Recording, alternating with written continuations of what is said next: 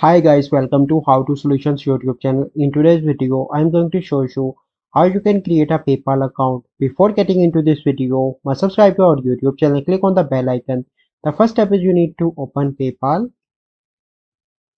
Once you open PayPal, you simply need to click on sign up, and then here you find two options, personal account or business account. So I'm going to click on personal account and click on next, and here you need to select your country.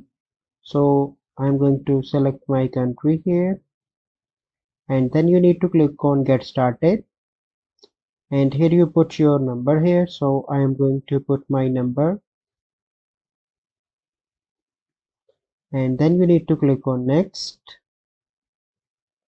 and once you click on next you will receive a confirmation code. You simply need to put that code here, and once you put that code here, then the next step is you put your email, and once you put your email, your PayPal account is ready. So by following these steps you can easily create your PayPal account. I hope you find this video helpful. If you find this video helpful, must like this video, subscribe to our YouTube channel for future videos. We'll see you in the next video. Thank you. Have a good day.